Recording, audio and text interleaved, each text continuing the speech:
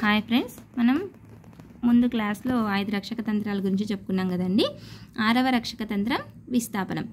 వ్యక్తి తన కోపాన్ని, కుంటనాన్ని తనకంటే తక్కువ స్థాయి వ్యక్తుల మీద కానీ వస్తువుల మీద కానీ చూపిస్తాడు. బడిలో ప్రధాన ఉపాధ్యాయుడు మందలిస్తే ఉపాధ్యాయుడు ఆ కోపాన్ని విద్యార్థులపై చూపిస్తాడు. పై అధికారితో తిట్లు తిన్న గుమస్తా ఇంటికి వెళ్ళి భార్యను దూషిస్తాడు.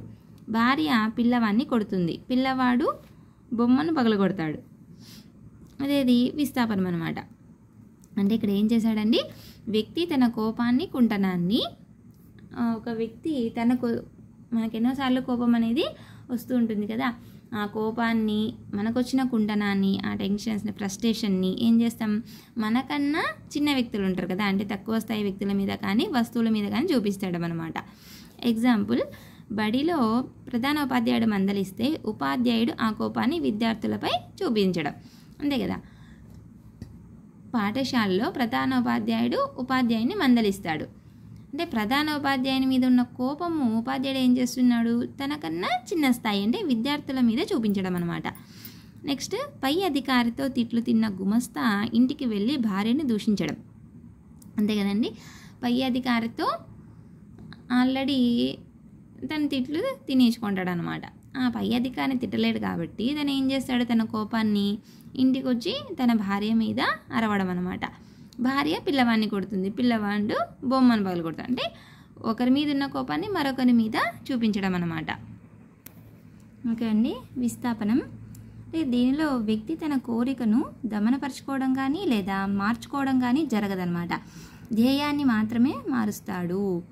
అంటే ఒక వ్యక్తికి తను ఏదైతే కోరుకొని ఉంటాడో ఆ కోరికను మాత్రం దాన్ని మార్చుకోడు అనమాట. తన ధ్యేయాన్ని మాత్రమే మారుస్తాడు. ఇది ఎగ్జాంపుల్ ఏంటండి, అత్త మీద కోపం దుత్త మీద చూపించడం. ఇది అందరికీ తెలుసు కదండి, మనం మామూలుగా వాడుతూనే ఉంటాం అనమాట. అంటే ఒకరి మీద కోపం ఇంకొకరి మీద ప్రయోగించడం, అత్త మీద కోపం దుత్త మీద ప్రయోగించడం అనమాట.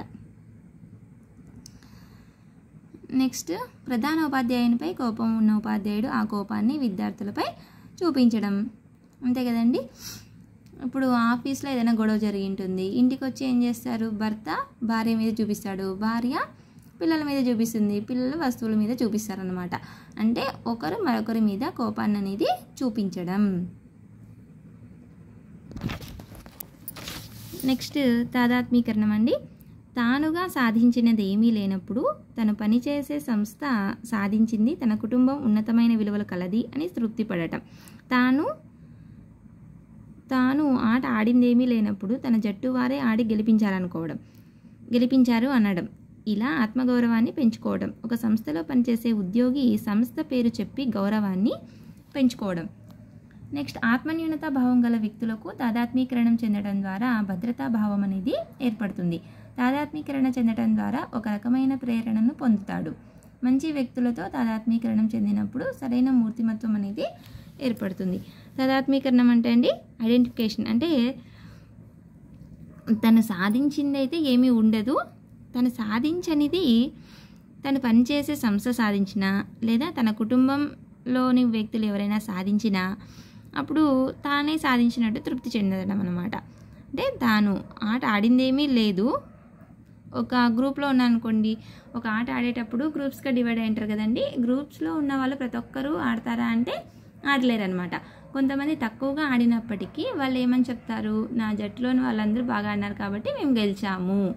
అంటే నేను ఆడకపోయినా తమ జట్టులోని వాళ్ళు ఆడి గెలిపించారు అన్నట్టు చెప్తాడనమాట.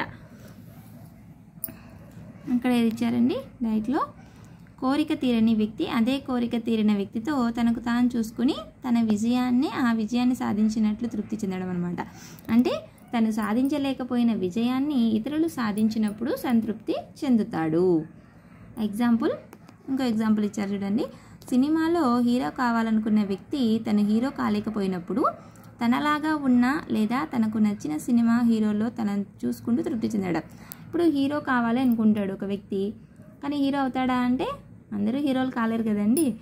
కానీ తనకిష్టమైన వ్యక్తి, తనలాగా ఉన్న వ్యక్తి హీరోగా అయ్యి మంచి పేరు సంపాదించుకుంటే తానే తెచ్చుకున్నాను అని తాను ఫీల్ అవ్వడం అనమాట.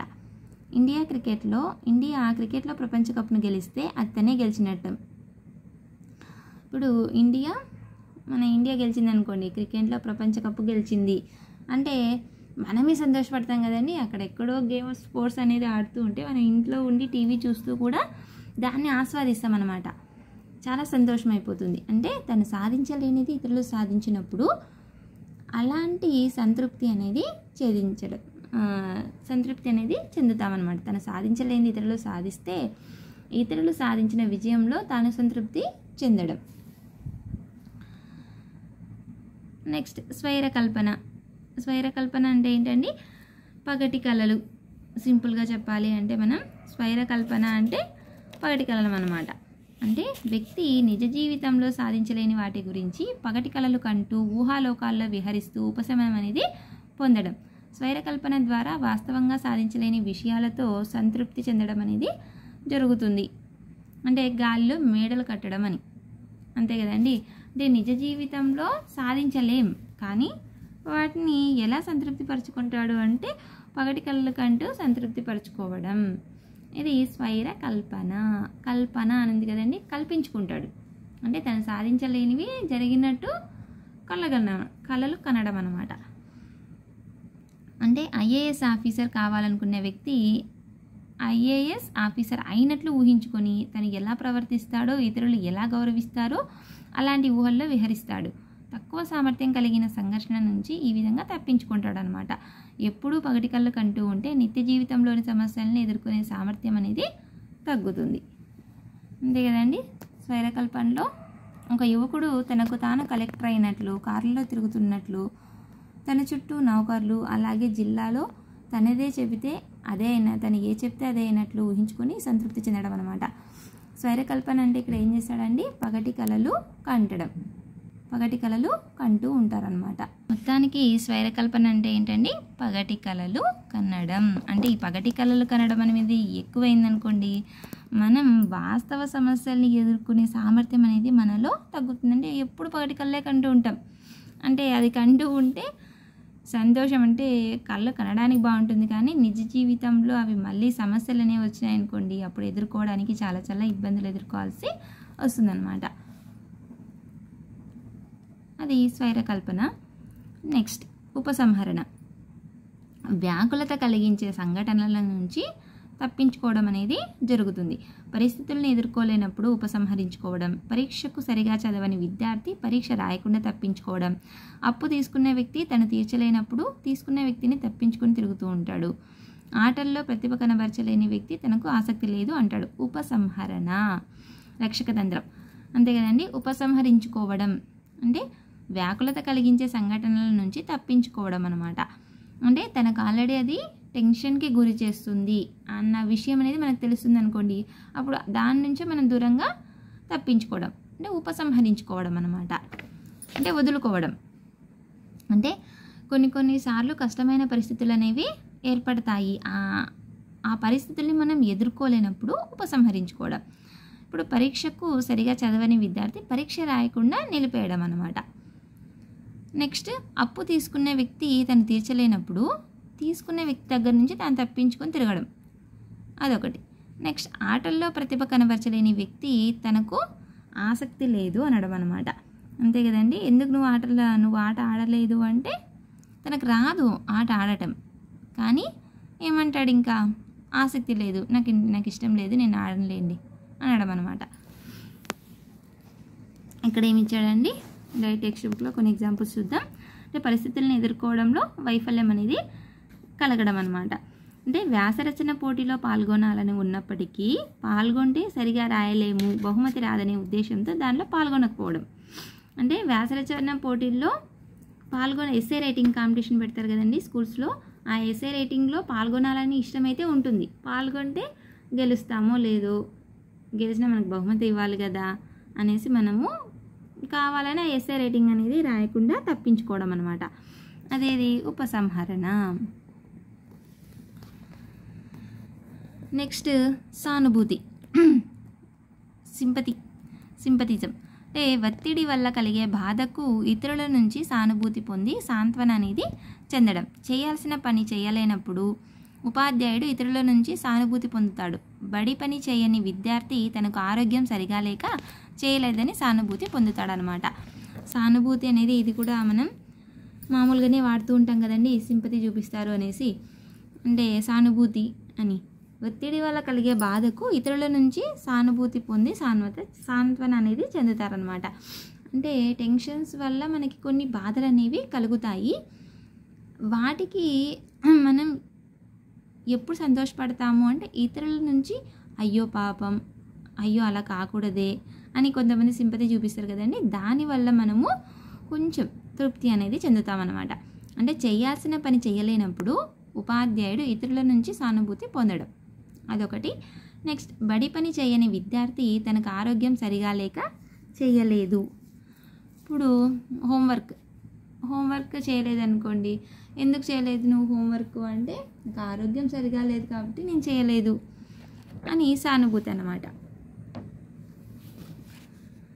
అదేదండి సానుభూతి. ఇంకా దీనికి సంబంధించి డైట్లో ఏం లేదండి సానుభూతి గురించి. ఇది సానుభూతికి సంబంధించి. అంటే సానుభూతి అంటే ఏం చేస్తారు, ఒత్తిడి వల్ల కలిగే బాధకు ఇతరుల నుంచి సానుభూతి లేదా సాంత్వన అనేది చెందడం అనమాట. ఒత్తిడి వల్ల మనకు బాధలు అనేవి కలుగుతూ ఉంటాయి. ఆ కలిగే బాధలు ఇతరుల నుంచి మనం సానుభూతి అనేది పొందడం. ఇది ఈరోజు క్లాస్ అండి. ఈరోజు క్లాస్లో చెప్పుకున్న రక్షక తంత్రాలు ఏవేవి అంటే విస్థాపనం, తదాత్మీకరణం, స్వైరకల్పన, ఉపసంహరణ, సానుభూతి. విస్థాపనం అంటే తన కోపాన్ని విస్థాపనం అంటే పేరులో ఉంది కదండి, ఇతరులకి స్థాపించడం అన్నమాట. అంటే తన కోపాన్ని ఇతరుల మీద ఆ కోపాన్ని తీర్చుకోవడం, అత్త మీద కోపం దుత్త మీద. నెక్స్ట్ తదాత్మీకరణం పేరులో ఉంది కదండి, అంటే తాను ఏదైతే సాధించలేదో ఇతరులు ఆ పనిని సాధిస్తే తానే సాధించానని తృప్తి చెందడం అన్నమాట. నెక్స్ట్ స్వైరకల్పన అంటే చెప్పాం కదండి, పగటి కలలు కనడం. నెక్స్ట్ ఉపసంహరణ, కావాలని ఆ విషయం నుంచి తప్పించుకోవడం, ఉపసంహరించుకోవడం. సానుభూతి అంటే తను చేయలేని అంశాల పట్ల సానుభూతి అనేది పొందడం అన్నమాట. ఇది సానుభూతికి సంబంధించి. ఓకే ఫ్రెండ్స్, ఈరోజు క్లాస్లో మనం 5 రక్షక తంత్రాల గురించి చెప్పుకున్నామండి. ఈ క్లాస్ కనుక మీకు నచ్చినట్టయితే లైక్ చేసి, షేర్ చేసి, సబ్స్క్రైబ్ చేయడం మాత్రం మర్చిపోకండి. అదే మీకు ఇంకా ఏదైనా డౌట్స్ ఉంటే అండి కామెంట్స్ రూపంలో తెలియచేయండి friends. Okay friends, thank you.